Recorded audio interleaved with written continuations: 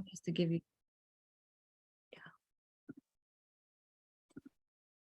got it. Okay, here we go. You do not want to see this. Okay, here we go. So welcome everyone. We can go ahead and get started to our coaching conversation, boundary setting to honor a post-breast cancer you. Our time together really is meant to be a conversation. So I encourage you to chime in at any point. I might not always see you raise your hand, but just go ahead and speak if there's enough time for you to kind of get in there. Really, we learn from one another. So I really do encourage this to kind of be a conversation. This is just my disclaimer, of course. Have to show that this information obviously is used at your own risk and based on your own judgment. Always seek medical professional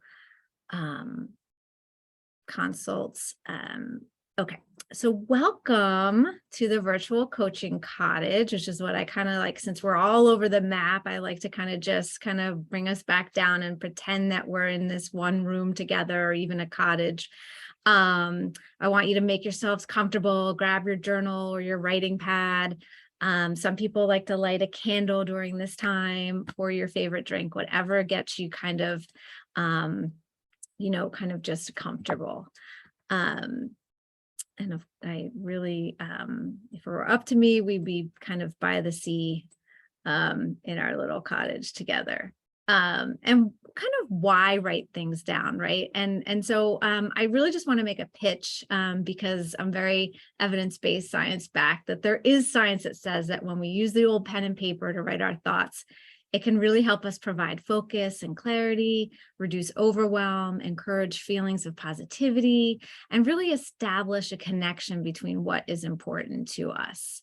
In the next couple of weeks, we'll begin to build like this personalized, what I call wellness toolbox by exploring healthy boundary setting, which is today, cultivating optimism, the power of positive feelings, exploring you through character strengths, and living the life you imagine. So this is kind of what's coming ahead. And I intend to make our time together as interactive as possible, but I need your help. So share your thoughts, your stories, as well as your experiences and wisdom. And I promise we will grow and learn together. Just to kind of give you, an idea of what health coaching is, I use the following tenets kind of to guide me as a health coach: curiosity, discovery, not so much in life as black and white, growth, connection, and hope. Those are kind of my founding principles. Today, we're going to look at really quickly, like, what is a health coach, just so you have some context, again, from where I'm launching from. We're going to explore self-worth and how that can be our compass. We're going to look at the benefits of healthy boundaries, emotions involved in that whole process, tips to establish healthy boundaries, and then hopefully we'll share along the way and some Q&A. So what in the world does a board certified functional medicine certified health coach do? And that's quite a mouthful. I'm just going to go with health coach, but so really we kind of, I usually like to back up and just talk about functional medicine for just a second. It may be new to some, may not be, but functional medicine, different than conventional medicine, and that it starts with the idea of viewing the body as one integrated system rather than this collection of like independent organs divided up by medical specialty just because medical school said so. The functional medicine model is an individualized, patient-centered, science-based approach. So it's all science-based that empowers patients and practitioners to work together. So that's the key, like working together to address the underlying causes of disease and promote optimal wellness. Requires a detailed understanding of each patient's genetic, biochemical, and lifestyle factors, and leverages that data to direct personalized treatment plans. Functional medicine practitioners spend time with their patients and really kind of listening to their histories and looking at the interactions among genetic, environmental, and lifestyle that can certainly influence long-term health and complex chronic disease. Functional medicine practitioners include MDs, NPs, OBGYNs, DOs, naturopaths, chiropractors, acupuncturists, health coaches. And if you're ever looking for a certified functional medicine practitioner, you can always go on the IFM directory online, search by region, your zip code, and you can kind of see who's available in your area. People also ask, is functional medicine the same as integrative medicine? And I always say they're very similar disciplines. Functional medicine seems to take it a step further to identify and address root cause. Simply put, functional medicine combines the wisdom and application of traditional or conventional medicine with the alternative treatment modalities that weigh heavily the importance of lifestyle choices. And that's where functional medicine coaches come into play. So in a nutshell, a health coach is basically strength training for the mind. I also use the balance beam as kind of a visual for people. I like to help my clients stay on their proverbial balance beam, which is hard, right? That can be hard, and it's good to have somebody kind of around keeping you in balance. Health coaches specialize in behavior change. And me specifically in my practice, I focus on science-backed resources to reduce overwhelm associated with newer chronic health conditions. Part educator, part advocate, part cheerleader, part health hacker, part accountability partner, 100% dedicated to each person and their goals. And I operate kind of on the idea that we can't change our genes, but we can certainly change our environment to stack the deck in our favor. A lot of what I do is create a safe space for exploration of health and wellness goals. I can and often do collaborate with health practitioners when appropriate and provide evidence-based resources. I do not prescribe medications. I do not sell supplements or nutrition plans. I do not tell you what to do, and I do not fitness train. So what does a functional medicine certified health coach do kind of on a day-to-day, right? First, a little PSA for the industry of health coaching can be considered the Wild West. I'm sure many of you have seen health coaches or, coaching advertisements or pitches. But there is an international consortium for health and wellness coaching. And if anything, I hope you remember this one fact, that if you ever look for a health coach, you look for these credentials, and you want to, because this consortium has put together training programs, and there's a diverse training program assortment, but they vetted them, and they are considered to be these approved training and education programs rooted in science-based theory and practice. My credentials, not to bore you, graduated from the Functional Medicine Coaching Academy, which is a year-long training in collaboration with the Institute for Functional Medicine, which is an arm of the Cleveland Clinic, and is the only certification program that has completely incorporated functional medicine and functional nutrition into the curriculum.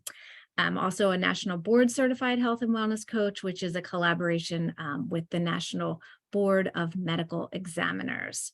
Again, I work with my clients using that functional medicine principles, the functional nutrition, mind-body medicine, and motivational interviewing, as well as positive psychology. I work closely with my clients on specific medical protocols or health challenge, but in reality, we explore all the dimensions of wellness.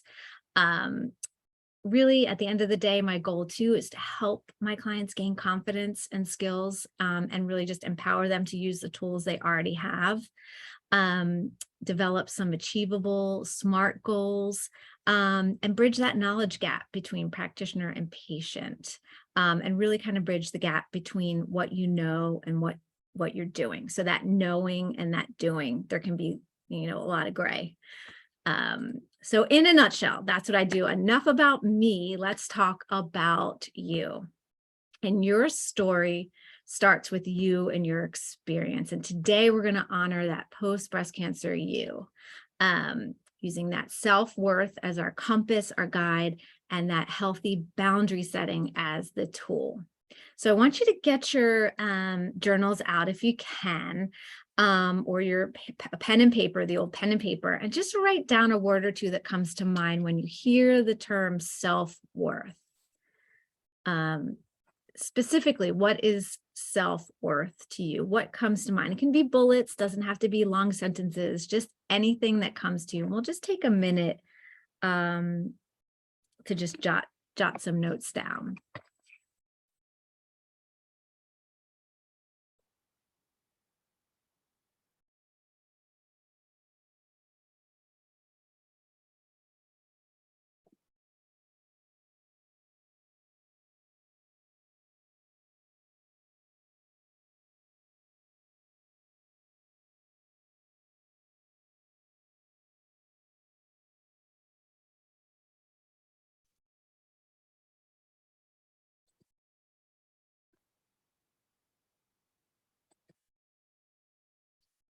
Would anyone like to share a word or two that comes to mind?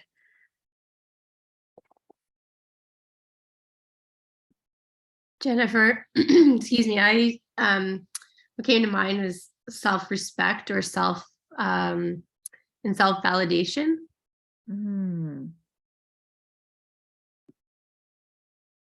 Nice. And are those kind of like do you use those as your compass? Have you ever noticed like you go back to those words? They're familiar words to you? I guess it's all sort of tied up to when I think about when I'm trying to establish boundaries and around my self-worth. And as I get better at doing it, I feel more confident, and I feel like I have more self-respect, and my need for external validation is minimized because I feel like I've been true to myself in a nutshell. Awesome. Yeah, thanks for sharing. Anyone else want to share kind of a word or two that comes to mind when they hear self-worth? Self-trust. Sorry. Self-trust, like trusting in decisions, instincts, feelings, reactions. Thank you for sharing that. Value, says Leanne. Right. These are beautiful, beautiful words. So keep those written down in a place where you can see them and go back to them.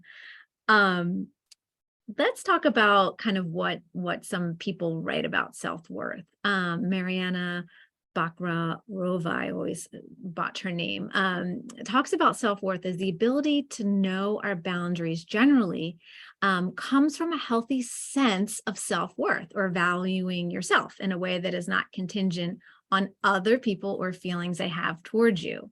So unlike self-esteem, which gets thrown into the mix all the time and confused, which some research has found to be strongly related to the relatively fixed personality dimensions of high extrovert and low neuroticism, self-worth is more about finding intrinsic value in who you are so that you can be aware of your intellectual self-worth, your emotional self-worth, your physical worth, your social worth, your spiritual worth. So it's really interesting when you think kind of about, kind of your worth in general, right? And how we have all these dimensions of value. So sometimes just defining our own definition of that word can be really freeing.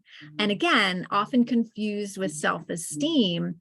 Dr. Lisa Firestone says that self-worth should be less about measuring yourself based on external actions and more about valuing your inherent worth as a person.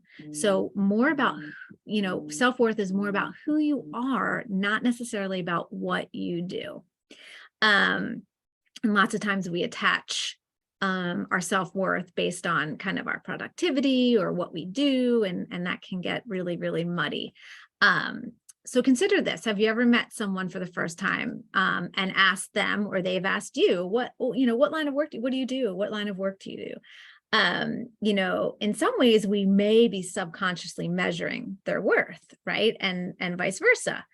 So what would happen if we changed the conversation and asked instead, for the first time, what's your passion?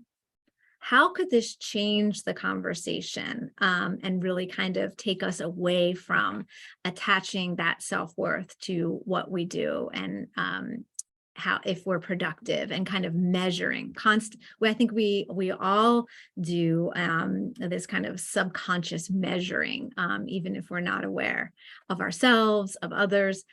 So back to the journal, or back to your sheet of paper.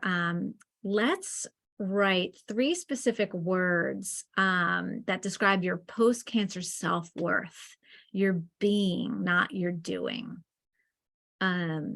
What would those 3 kind of words be?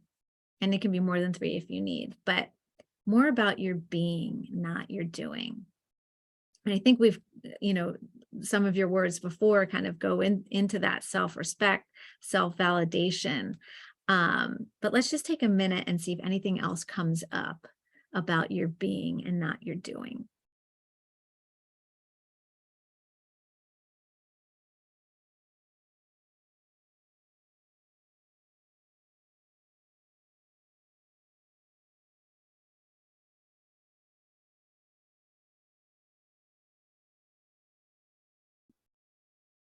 I'll go again. Sorry. I think that post-cancer, I feel like I'm more present and excuse me, aware. Mm. More of an awareness around, my actions. Mm.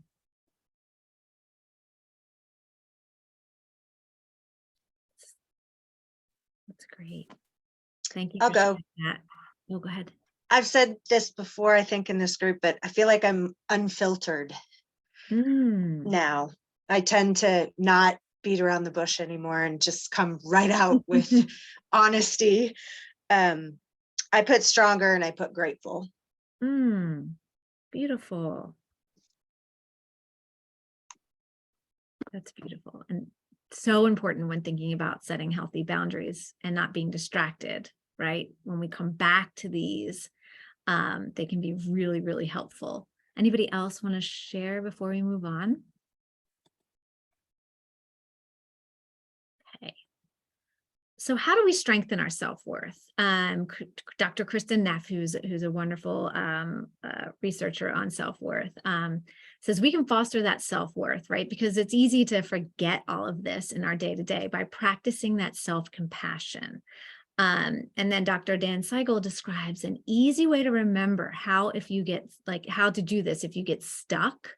And he uses this Cole attitude when we're ready to beat ourselves up, or we're ready to just cave on a boundary, is to stay curious, open, accepting, and loving. And that's of ourselves, right? So that is something, by practicing that self-compassion, we foster and we enable that self-worth to kind of remain and keep it intact. So let's go to the wellness tool, setting healthy boundaries. And most common areas of life where these boundaries show up, where they're kind of gray or sometimes out of whack, is in our own minds, right? That inner gremlin, in our career, in technology, family, friendships, romance, and the list goes on, right? If anyone can think of anyone, go ahead and chime in. But definitely these are some of the common areas where boundaries can get muddy.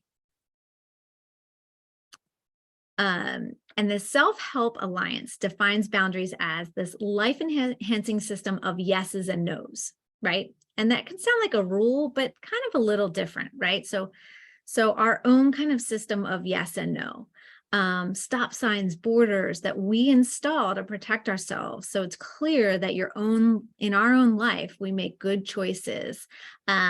that are good for us, and pursue the authentic expression of who we are in the way we live, love, give, and relate. I love the visual of a piece of loose leaf writing paper from childhood, right? Those margins on the side, they're there for a reason, right? They're there so that we don't run, just keep writing and running off the paper, right? Because that would just be, so chaotic, right? So just like that piece of paper, our life can benefit from having those margins or those boundaries on the side. Why is it important, right? I think that's kind of obvious, but definitely still worth mentioning. Boundaries actually preserve relationships. I think we often think of them as shutting them down, but they can really preserve a relationship with ourselves and with others. They can establish peace. Think about that baseball game. If there were no boundaries, right? If there was no like, oh, that's a foul ball, like things would just be completely haywire. Boundaries can decrease overwhelm and burnout. Boundaries is a practice, is a self-care practice, essentially. So when we think about self-care, it's not just about, that warm bath, right? It's about setting and keeping that boundary that's important to us. Boundaries can define roles in relationships or safeguard us from overextending, which I know is easy to do. More advantages in the positive psychology world: good mental health, good emotional health, developed autonomy, developed identity, again, that burnout avoidance, and we can influence others' behavior in a positive way.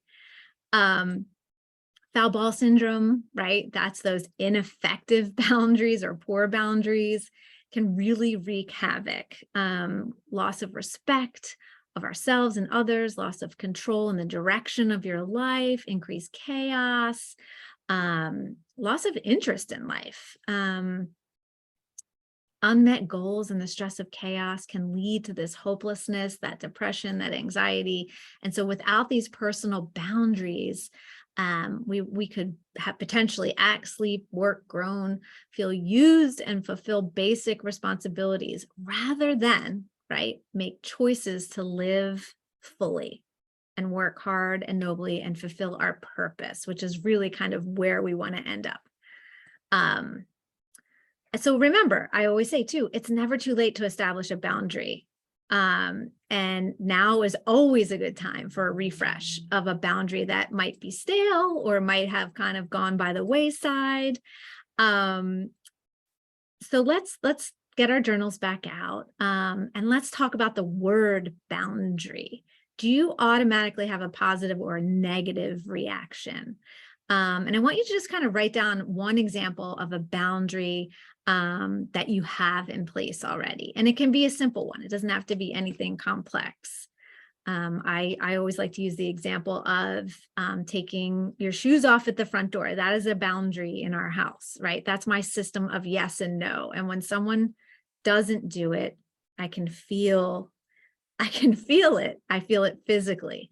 So go ahead, we'll just take a minute and just kind of write down an example of a boundary that you have in place.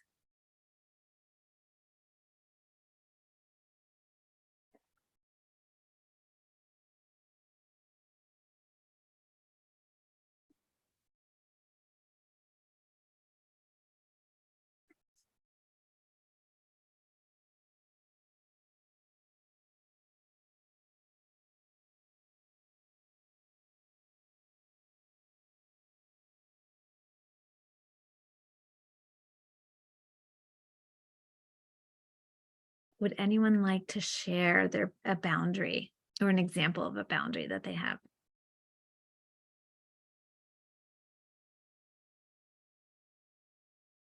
That feels good.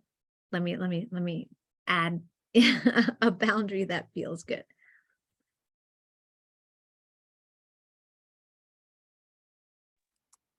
I'll go. The question about a positive or a negative reaction, I feel like I have both. I am so bad at boundaries, and I feel like I struggle constantly. I am a yes to everything. And even a friend of mine was like, I think you got bullied into putting your kids in swim team by your swim teacher. And I'm like, you know what? I think she's right. So I have really been working on boundaries, particularly post-cancer with time, if I have something set for my kids, I used to be like, okay, I'll take that work call. I work full time. So I'd be like, yep, I'll take it. I'll do it. And now it's like, no, I'm going to be present with my kids, watch their practice or watch their game or give me, myself this 1 hour to do something. So really have been trying to work hard on time with my kids, not saying, oh, I'll just take that work call, in the middle of their game or their practice or on the way there. Someone can wait an hour or they can wait an hour. So, Right. but I am bad, and it's a struggle, probably almost daily, on setting boundaries and not sort of being accommodating and saying yes, and working on, I guess, my self-worth, and saying, hey, it's okay. I can take this time off for this hour or so. Right. Because what happens when you do that? Like, what happens when you do set a boundary, and what is it? It's everything, I think, is so much more positive, right? My time with my kids, how they see me, and honestly, it's like you think, oh my gosh, now I'm going to get fired. I mean, none of that happens, right? And I see other people doing it. And it's like, wait, I can do that too. I can set that boundary. Right. Everyone does it. Right. That's another thing too. And I hate to use peer pressure, but people are setting boundaries left and right all day long. Right. So it's not like if we go ahead and set a boundary, it's like, oh, she set a boundary, there's boundaries everywhere. I do see, though, I feel like some of my friends or coworkers are better at setting boundaries and staying with them. So I kind of know, I don't want to say model behavior, but sort of like, oh, okay, I can do that. It can be done positively. Yeah, it's a practice. It's a practice, right? It's not perfection. It's practicing. It's like, just like your yoga practice or your breathing practice. Boundary setting is a practice just like that. Mm-hmm. Thank you for sharing that, Laurel. Anyone else before we move on? I'll just say that I have some pretty clear boundaries with my in-laws. I'm sure a lot of people can relate to that. Right. Phew, excuse me. Yeah, that is a family, falling into the family category, definitely. And I'm sure you know what it feels like when those boundaries are breached, right? Maybe that's what motivated you to set the boundaries. I'm just guessing. Definitely. Yeah. Okay. I think it's interesting. Okay. Sorry if I might, just for the sake of conversation, I think it's interesting. I also share sort of Abby's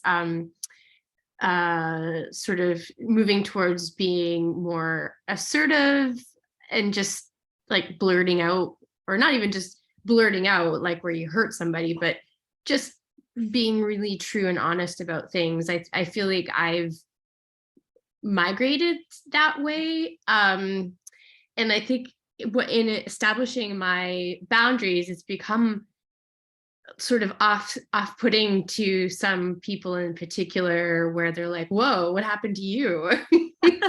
Almost like this, like, oh, well, I guess that's like rather aggressive of you. And I'm like, no, actually, I'm just stating my boundaries and what no longer serves me, kind of thing, right?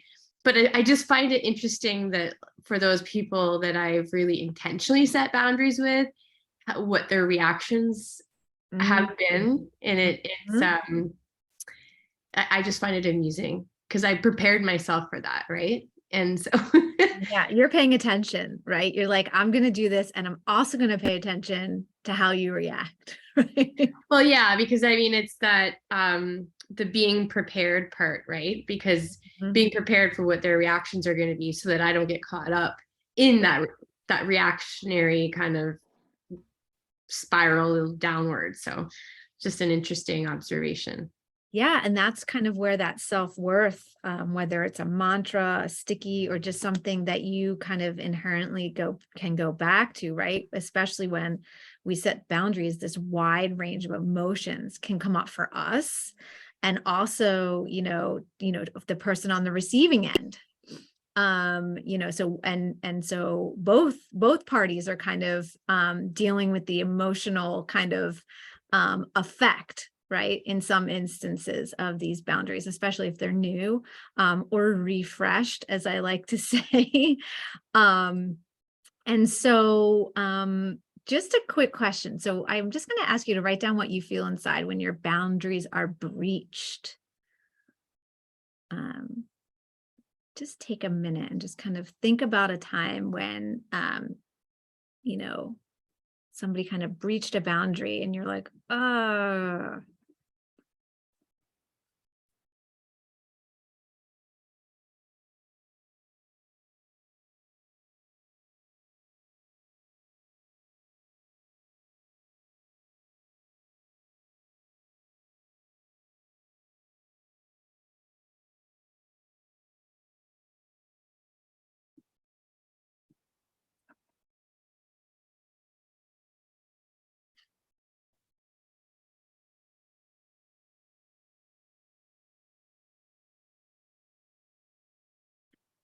would anyone want to share what comes to mind? I can start by saying when my boundaries are breached, I feel overwhelmed and sometimes often demotivated.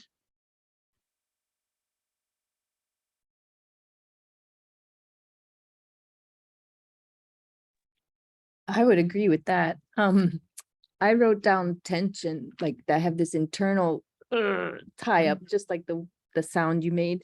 Mm. Asking myself, like, how am I going to react? What am I going to react? And like, will I react? Yeah. So definitely overwhelmed and tense. Yeah, thank you for sharing that, Stacy. Leanne wrote disoriented, frustrated, difficulty focusing. Yes.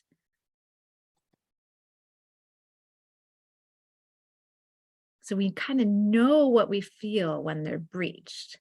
And then we can kind of, and that's when it really is important to remind yourself and give yourself permission to refresh or reestablish, right? Just because it has been doesn't mean that it has to stay that way. Jillian writes disrespected and disregarded. Yeah. So this is where kind of that stinky fish exercise. I don't know if anyone did the stinky fish. It just makes me smile every time I say stinky fish. I don't know why, but just there's a lot of uncertainties around that stinky fish, right? And kind of when we think about boundary setting, all the emotions that come up, like what are we uncertain about, right? Are we uncertain we're going to lose our job? Are we what's making us feel afraid or anxious in this particular situation? And what's that other person thinking but not saying that I'm anticipating? And so the reason why it's important to kind of write this down and talk about it too is to kind of air out that stinky fish, right? And make those feelings a little less overwhelming when we kind of air them out and we say, yeah, they're going to be pissed. They're going to be pissed. Sometimes it can be really helpful to just say, I'm going to set this boundary and that person's going to be really mad at me. Does anybody want to air out a stinky fish?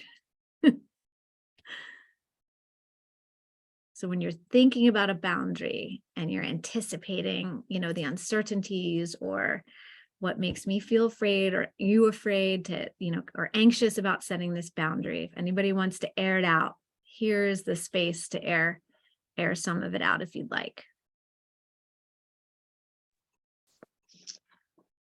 So this is Abby, and I'll go again. I am, my stinky fish is my mother, who I adore and have been extremely close to for decades. But post-cancer, my mother is a very, I don't want to say hypochondriac, but right? Every phone call is about her health and what's ailing her and it's gotten to the point where I haven't talked to her in almost 8 weeks about anything substantial because my boundary is I'm done listening to you vent and not do anything proactive about your health. So I just went through breast cancer and you're still whining to me about your knee hurting from arthritis at 250 pounds. So I don't want to hear it anymore, but I'm very afraid of the reaction I'm going to get from my mother. And what would that reaction be? Like what? She's elderly and already in a retired assisted living place. And I know she suffers from depression to begin with. So it's a healthy boundary I need to set with her. I'm not angry. I'm not bitter. I'm just done being the pity party sounding board. So either get off your hiney and walk some weight off and feel better, or stop complaining about it. It's really all I need to say to her. Okay. But I'm worried that that's the depression and the fallout and the, you know, you don't love me and whatever else is going to come with the boundary setting.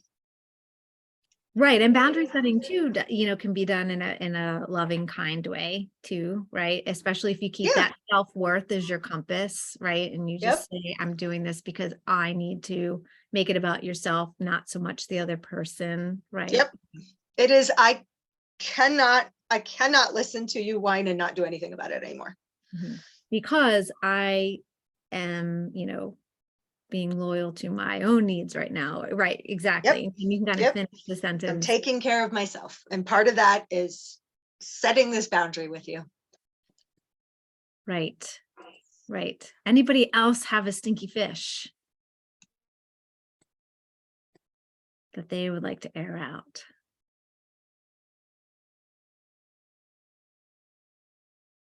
Okay. Can I go? Oh, Jennifer? go ahead. Yeah, sure. I guess this is a good segue into your next slide because I guess I've throughout my life been conditioned for a variety of reasons through the way I grew up to be an overachiever and to please others at the expense of my own happiness. In setting boundaries, I find that even though in my head I am like, this is the right thing to do, I still carry guilt because I don't like disappointing people, even though I like what the outcome is, right? Like, and then, you know, then if I say no to something, then I have, you know, I say yes to something else, which then serves me better in my healing after breast cancer, right? But I just said sometimes I don't know how to let go of that guilt. And so, yeah, that's just my statement. That's my Thank you. Guilt can be a stinky fish, right? Like and when we air out that guilt or we just name it to tame it, right? Just to say it's guilt that I'm feeling. I think it's totally normal. And there's a great book called Set Boundaries, Find Peace by Nedra Glover. Tawab, and she says that there's no such thing as guilt-free boundaries.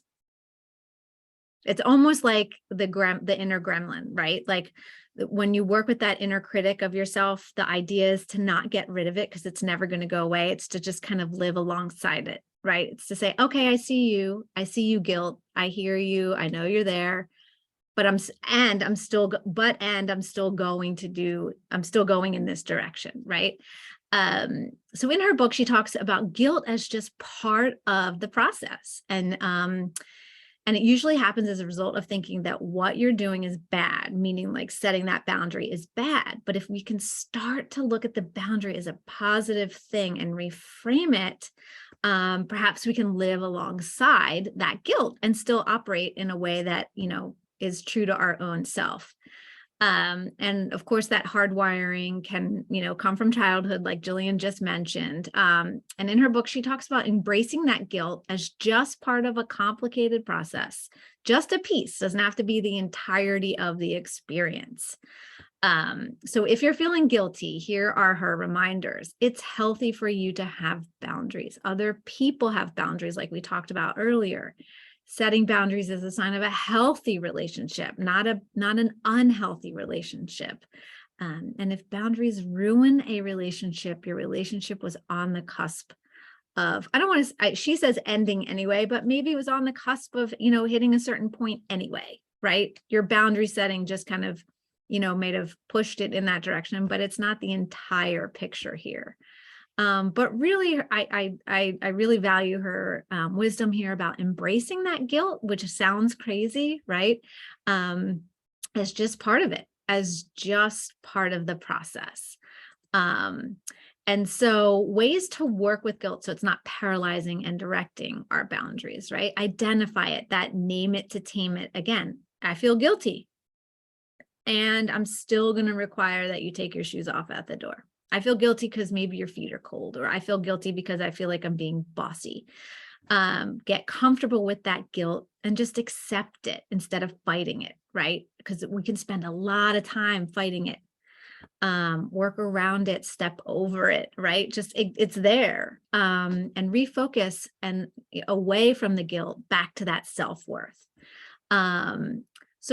So tell me in your journals, or write down in your journals, what is one thing you could do to work around or kind of just coexist with that guilt? What would you say to yourself, or any thoughts that come up, when you hear kind of just working with the guilt, embracing it? Does anything come up? You can write it down, you can share it however you'd like. Is it uncomfortable?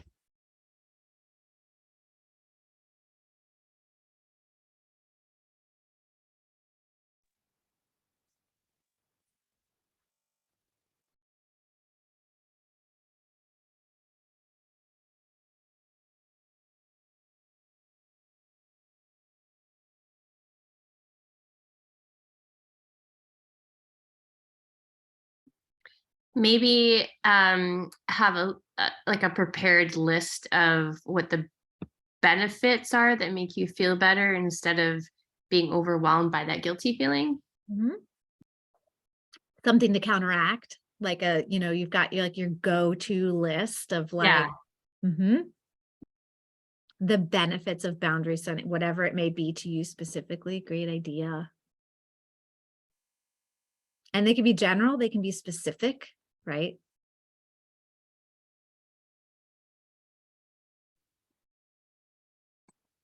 Does anyone else have any thoughts or feelings about kind of just accepting that guilt as part of the process to boundary setting?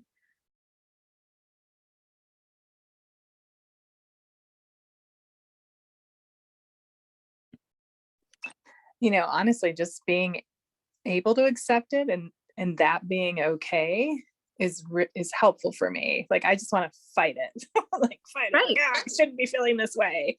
And it's like, no, it's okay. Like, I feel guilty. Like, that's okay. That's how I'm going to feel.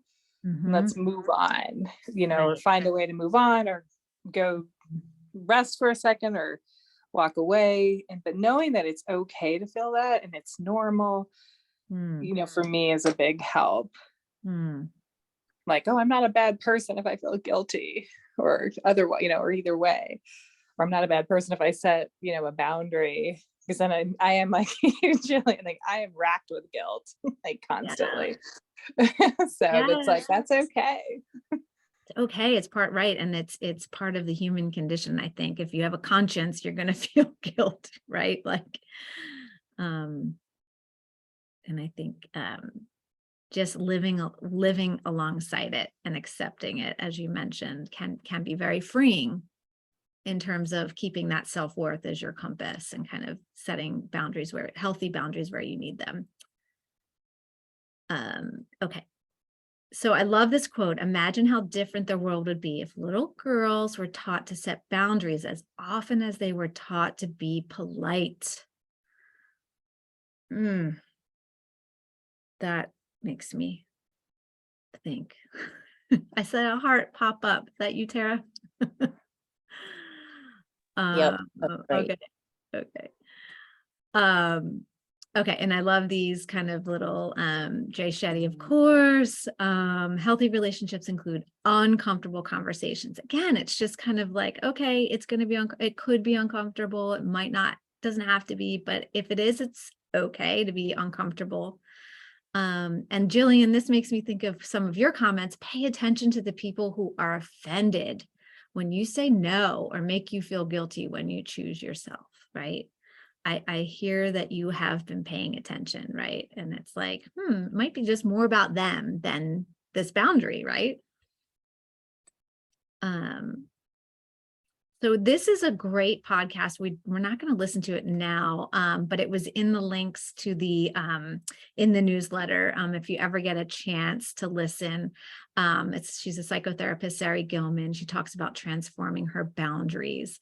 Just because I want to kind of keep talking a little bit, we'll kind of skip over that, but know that that's in the resources for you. There she is.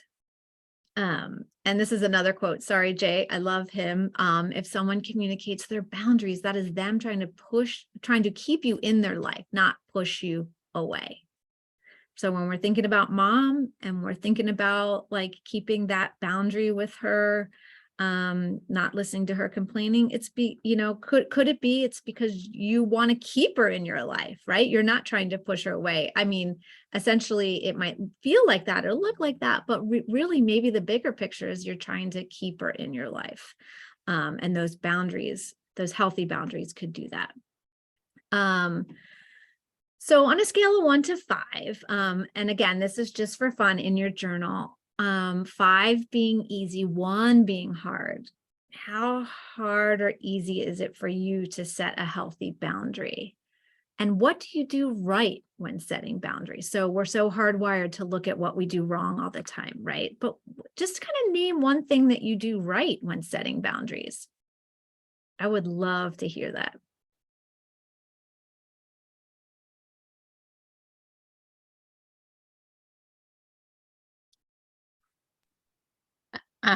It's Jillian again.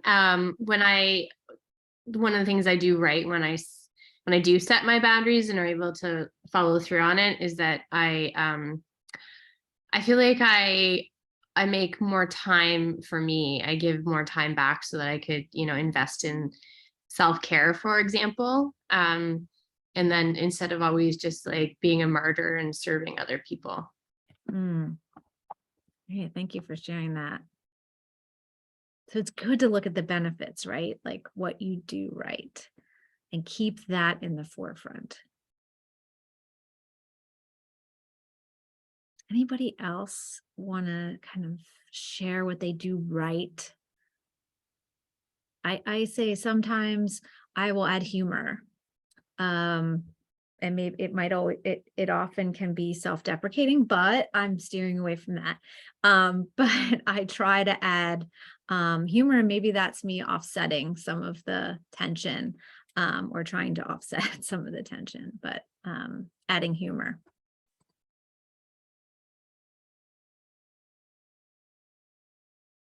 Leanne, good at communicating, not as good as enforcing, holding accountable. Communication is good. That's a huge piece, right? If we can't communicate the boundary, we are out of luck, right? Nobody's going to guess our boundaries. Anybody else want to celebrate for just a second what they do good in setting a boundary or do well?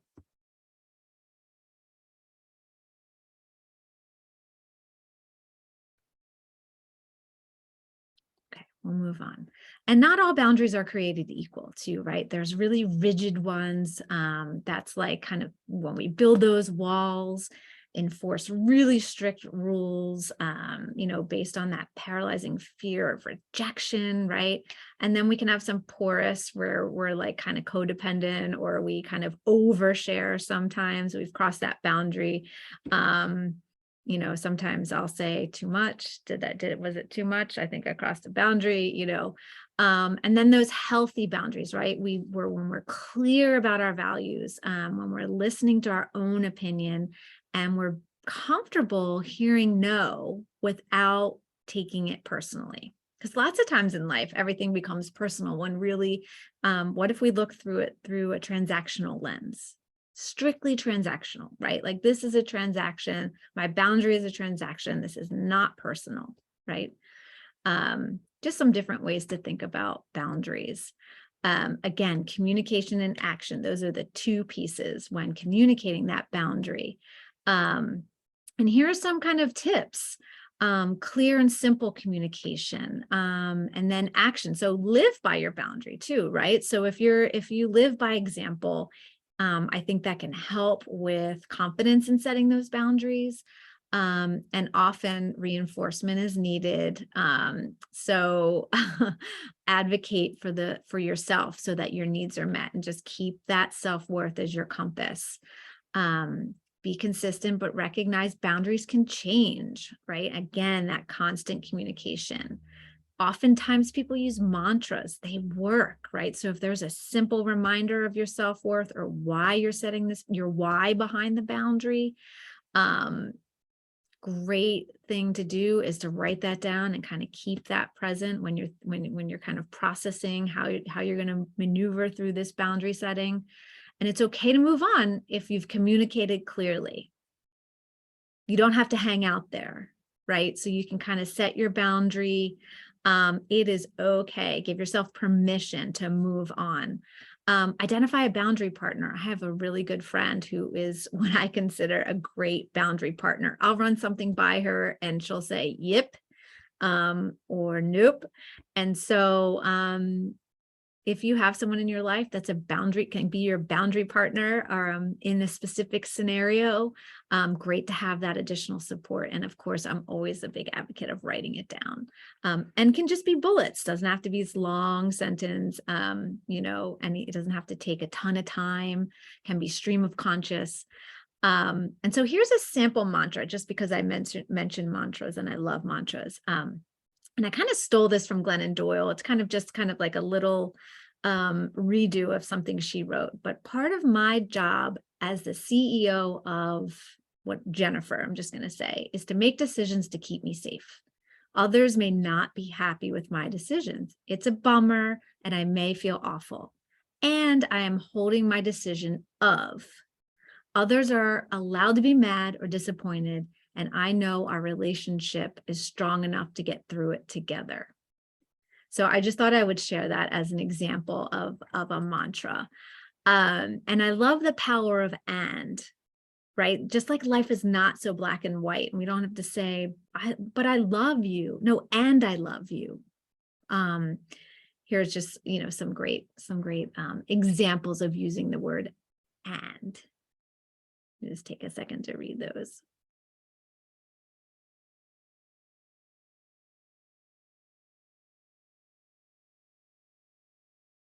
The second one, you truly love and care for that person in your family, and you recognize it is healthier for you to create distance.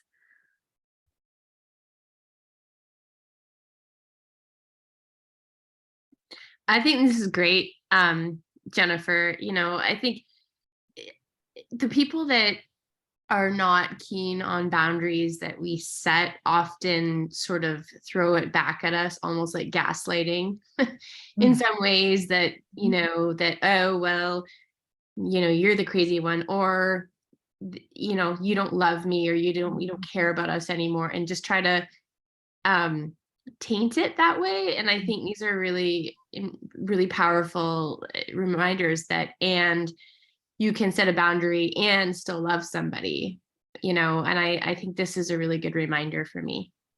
Good. Yeah, it's part of that reframing of the boundaries is a positive, right? It's that mindset of like, no, the boundary is really a positive. It has such a negative connotation traditionally, right? But boundaries can be really positive. Maybe not in the short term always, right? But definitely, if it's a healthy boundary in the long term. And so back to the journals. So I would love, and I don't know if we have enough time to completely do all this, but these are some questions, kind of to get your juices flowing and kind of identify a situation that needs a healthy boundary or a boundary refresh. most important question sometimes is, what needs to change for you to set this boundary or to refresh this boundary? Write down clear, simple communication. Identify a boundary setting or keeping partner, if you have one. And how will you reinforce the boundary? Consistency is key, right? And then if you feel like, create a simple mantra around it. And then just identify how you'll move on after you communicate and act clearly. So we can take a couple minutes. I think we started a little after 12, so I just want to be respectful of everybody's time. We'll just go a couple more minutes. But if you want to just take a minute or two, maybe even just answer one of the questions, if you want to screenshot or take a picture and do this in your journals later.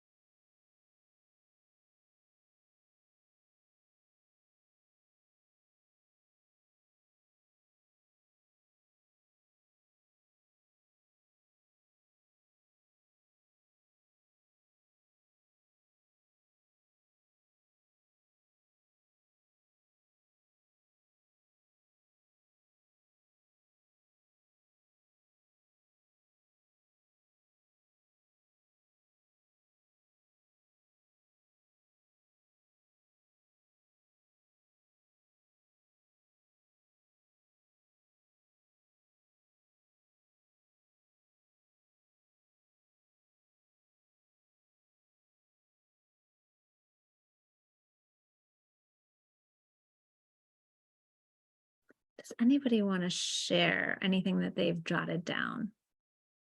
And again, sharing can kind of get it out there in the universe. It can kind of elevate your thinking, create a stronger kind of tie to what is important to you, a connection to that, even if you don't act on it today.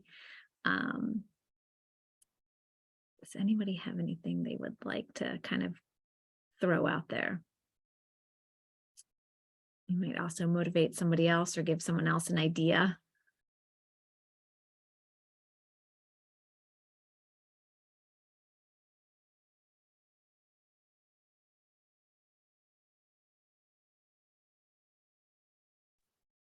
I can go. The first one that came to mind was because I got upset with my teenage son because he wasn't chipping in and doing chores around the house. And I think what's happened is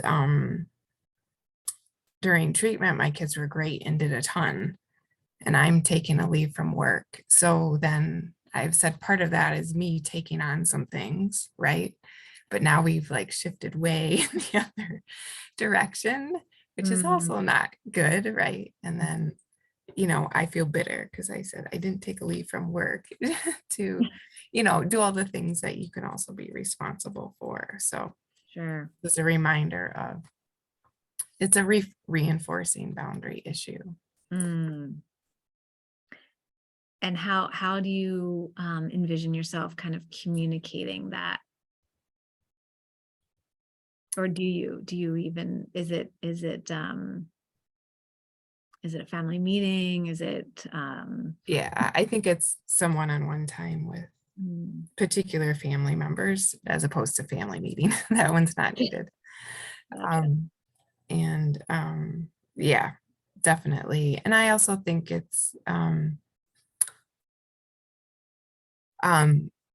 in terms of me setting an example, I also need to stop doing things and stepping in, right? Because it's pretty easy to not have to do chores if I'm doing it all again. Right. Right. It's like hitting the pause button. You almost have to hit Right. the pause button too, right? In order for it to all kind of, Yeah. thank you for sharing that. Yeah.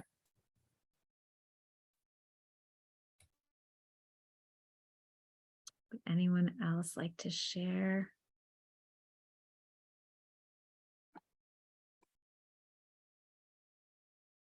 Okay, we will keep on moving. Thoughts, questions. Here are some of my favorites, some podcasts that I really love. I talk about boundaries and self-worth. These will be kind of in here too when it gets resent as a recording. And then I'm going to end with Jay. Very cautious about who has access to me lately. And it's not out of arrogance. It's out of the need to continue to protect my space and energy as I continue to do the work to elevate myself. This chapter, season, whatever it may be, requires me to be a little less accessible. So just some thoughts from Jay. Or if anyone doesn't know who he is I guess he's considered a retired monk, but he's pretty young. I think he's in his 40s. And his wisdom can be really interesting to listen to. So thank you. Just want to thank everyone for their time and for sharing, and for participating and being in conversation today together. It's been wonderful to kind of start to get to know you, and I look forward to our next sessions together. Thank you, Jennifer. This was a great session and lots to think about. I intend to rewatch this because I had lots to journal about. So it seems to be a topic that a lot of us have talked about in different occasions. So thank you for this. Yes, yes. Thank you all. All right. Okay. Have a good day, everyone. Thank you. Bye. Bye.